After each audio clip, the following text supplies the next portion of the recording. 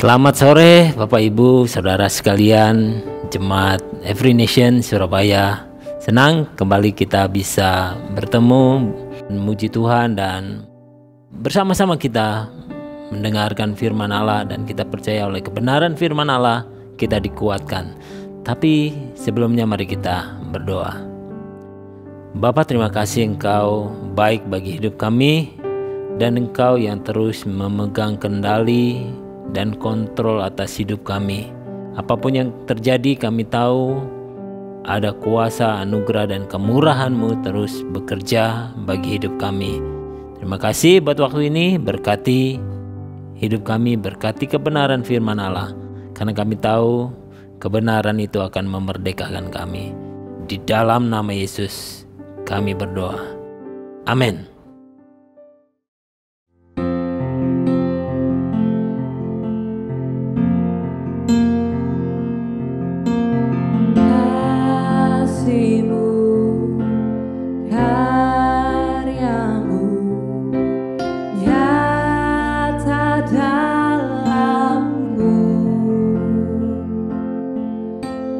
Kau pegang hidupku.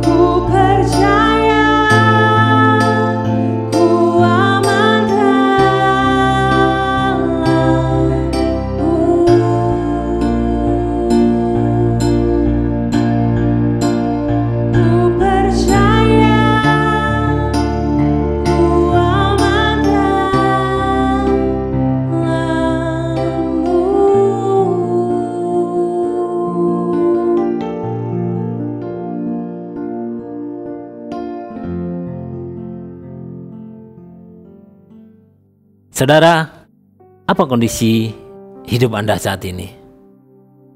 Saya percaya apapun kondisi Bapak Ibu Saudara sekalian hari ini, semua itu ada dalam kendali dan kontrol dan pemeliharaan Tuhan. Karena Dia Bapa yang berdaulat atas segala sesuatu, atas waktu, atas keadaan, atas situasi apapun juga. Karena Dia yang menciptakan hidup kita dan memelihara kita seturut janji firman-Nya. Hari ini kita mau belajar bersama-sama dari seorang tokoh yang luar biasa dalam Perjanjian Lama, Nabi Yeremia. Seperti kita tahu, Yeremia ini dipakai Tuhan untuk berbicara bagi bangsa Israel. Di sana, baik sebelum bangsa itu mengalami pembuangan di Babel, bahkan setelahnya pun Yeremia tetap dipakai Tuhan untuk menyatakan kebenarannya. Baik, Bapak Ibu, saya mengajak Bapak Ibu kita semua membaca dari Kitab Ratapan. Saya mulai membaca dari ayat yang 21. Mungkin Bapak Ibu sudah familiar dengan ayat ini. Saya percaya kita semua dikuatkan setiap kali kita membaca ayat ini. Tetapi hal-hal inilah yang kuperhatikan. Oleh sebab itu aku akan berharap. Tak berkesudahan kasih setia Tuhan, tak habis-habisnya rahmat-Nya, selalu baru tiap pagi, besar setiamu.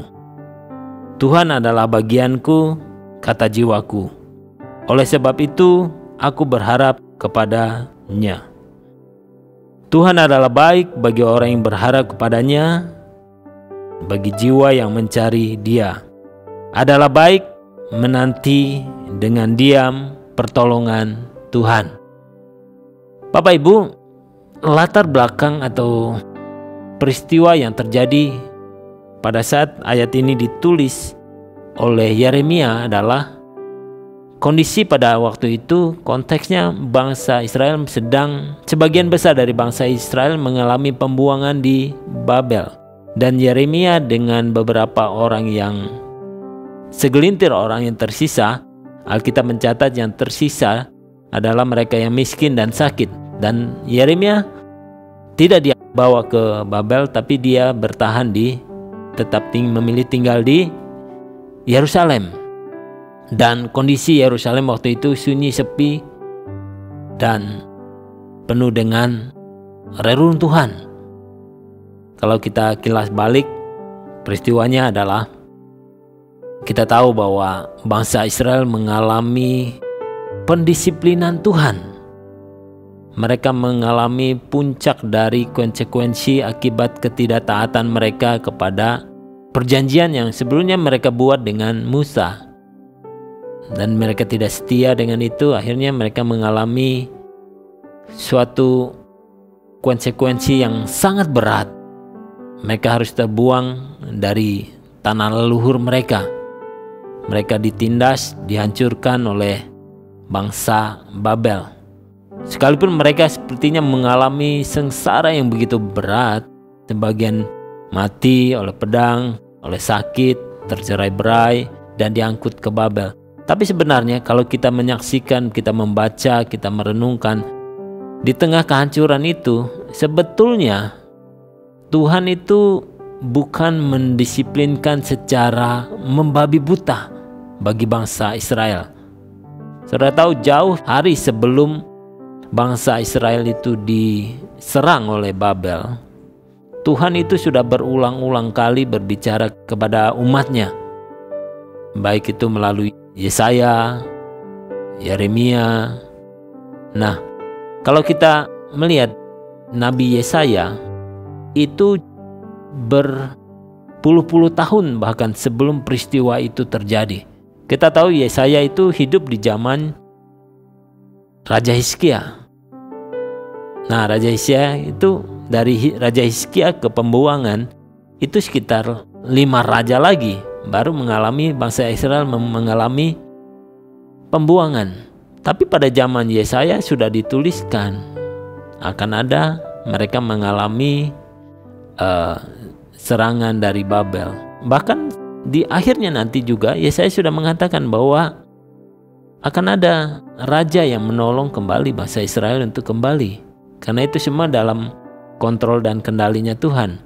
Dan kita tahu bahwa di kitab Yesaya juga dinubuatkan tentang hal itu.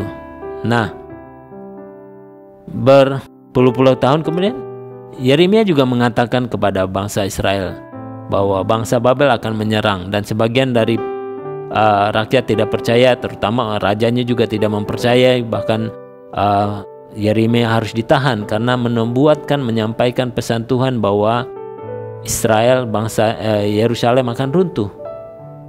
Mereka menolak pernyataan Tuhan. Tapi kenyataannya nubuat Yeremia ini terjadi. Karena konsekuensi yang mereka harus hadapi, mereka menerima begitu beratnya konsekuensinya.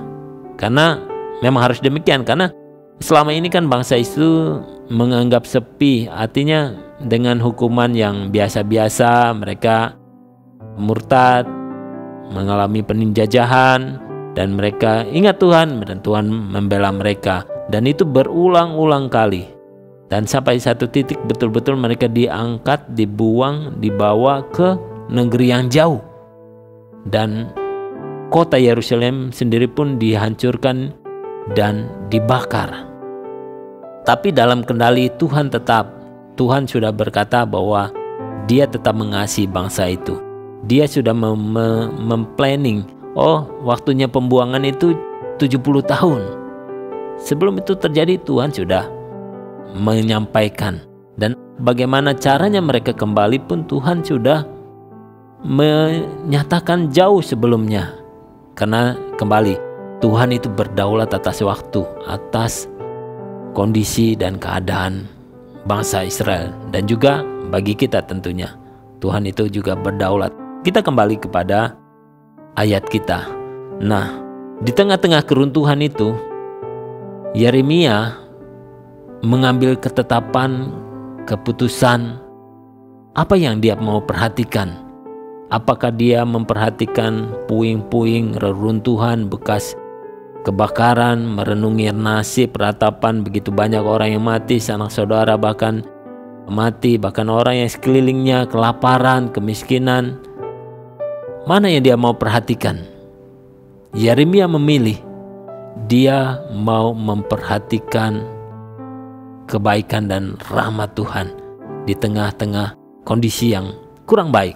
Kita membaca lagi di ayat 21. Tetapi hal-hal inilah yang kuperhatikan, sebab itu aku akan berharap. Kita perlu garis bawahi sini. Penting sekali apa yang kita perhatikan, karena itu menentukan pengharapan kita. Kalau kita melihat kondisi kehancuran, kita sulit menemukan pengharapan di sana. Tapi kalau kita memperhatikan sesuatu yang benar, kita akan memperoleh pengharapan itu. Dan pengharapan itu datangnya dari Tuhan. Karena pengharapan itu sangat penting. Alkitab katakan di Ibrani, pengharapan itu seperti sauh yang kuat, yang aman bagi jiwa kita. Sebab itu kita perlu memperoleh pengharapan. Nah, dari mana datang pengharapan itu? Dari Tuhan sendiri. Di ayat 22 dikatakan, tak berkesudahan kasih Tuhan, tak habis-habisnya rahmatnya, selalu baru tiap pagi, besar kesetiaannya. Wow, saudara, kita harus mempercayai kebaikan Tuhan kita di tengah mungkin sesuatu yang tidak baik. Bapak Ibu, pandemi sepertinya akan segera berakhir. Kita berdoa secepat mungkin kondisi pandemi akan berubah statusnya, dan kita berharap semua akan menjadi baik. Tapi tentu kondisi keuangan kita atau perusahaan kita tidak semerta-merta langsung pulih begitu, memang perlu proses. Mungkin Bapak Ibu melihat masih ada puing-puingnya, ada reruntuhannya, dan mungkin kita bingung bagaimana memulainya lagi. Di tengah puing-puing dan sesuatu yang berserakan yang sepertinya bekas terbakar, Yeremia melihat kebaikan Tuhan itu selalu baru tiap pagi. rahmat-Nya selalu baru tiap pagi. Itu yang mendatangkan pengharapan. Bagi kita, itu juga yang perlu kita lakukan. Apapun kondisi kita, lihat berkat Tuhan itu selalu baru tiap pagi. Rahmat-Nya selalu Dia berikan tiap pagi. Kekuatan, anugerah, damai sejahtera dan sukacita Tuhan, itu Tuhan sediakan setiap pagi. Mari kita lihat itu, mengatasi, melampaui kondisi kenyataan bagi kita. Nah, detik kita melihat suatu yang baik, suatu yang benar, suatu yang mulia, persepsi kita akan masalah kita akan berubah. Dan cara pandang kita akan persoalan kita akan berubah. Kita akan melihat di balik semua permasalahan ada Tuhan yang lebih besar dari permasalahan itu. Ada Tuhan yang memegang kendali. Ada Tuhan yang memberikan pengharapan. Ada Tuhan yang memberikan sukacita. Ada Tuhan yang memberikan kemurahan demi kemurahan atas hidup kita. Itu yang kita perlu. Itu yang perlu kita percayai setiap hari dalam hidup kita. Mari bangun pagi, katakan hari ini hari yang luar biasa, penuh berkat dan sukacita, karena Tuhan berjanji rahmat-Nya selalu baru tiap pagi. Kebaikan-Nya tidak pernah berkesudahan. Sekalipun kita lihat situasi tidak baik, tapi detik kita melihat kebaikan Tuhan, kita mempercayai. Dan Alkitab katakan, engkau akan memperoleh apa yang engkau percayai. Jadi Bapak Ibu, kita belajar memperhatikan apa yang kita perhatikan di tengah tantangan, pergumulan hidup kita. Mungkin bukan cuma permasalahan ekonomi, bisnis. Mungkin ke depan kita punya penugasan baru, apapun itu, tantangan baru ke depan. Di atas semua tantangan itu kita tahu ada anugerah, ada rahmat, ada kebaikan dan kemurahan Tuhan yang Dia nyatakan selalu baru tiap hari bagi kita. Karena Dia tidak pernah menyangkali dirinya bahwa Dia Bapa yang baik, penuh dengan kasih dan kemurahan. Itu adalah kepribadian dari Tuhan kita sendiri, dan Dia tidak pernah berubah. Dia setia, Dia akan membela dan memelihara hidup kita. Jadi tetap punya pengharapan, tetap mempercayai bahwa setiap hari berkat-Nya selalu baru, dan menikmati hari-hari kita dan melihat tangan Tuhan bekerja. Karena Alkitab katakan di sini di ayat 26, adalah baik menanti dengan diam pertolongan Tuhan. Wow, kita percaya. Detik kita berharap kepada Tuhan, Alkitab katakan orang yang berharap pada Tuhan tidak dipermalukan, tidak mendapat malu. Saya percaya detik Tuhan menolong, kita akan melihat sorak-sorai di sana. Karena kalau kita izinkan, kalau kita mau mempercayai Tuhan, Tuhan itu punya begitu banyak macam cara untuk memberkati hidup kita, mengubah suatu yang tidak baik menjadi baik. Itu Tuhan punya cara, mungkin di luar dari nalar kita, karena Tuhan itu berdaulat atas segalanya. Suatu yang gampang bagi Tuhan untuk mengubah keadaan kita. Yang penting kita sendiri mempercayai kebaikan-Nya, mempercayai dan menanti-nantikan Tuhan, dan bersukacita di dalam Tuhan, bergembira di dalam Tuhan. Itu yang bisa membuat kita bisa menikmati hari-hari kita. Terima kasih untuk terus setia menyaksikan program Sela ini. Saya percaya firman ini akan mengubah hidup kita semua. Tuhan Yesus memberkati. Mari kita berdoa. Tuhan, terima kasih untuk firman-Mu. Kami percaya Tuhan, apa yang firman-Mu katakan bahwa rahmat dan kasih setia-Mu terus Engkau nyatakan dalam hidup kami.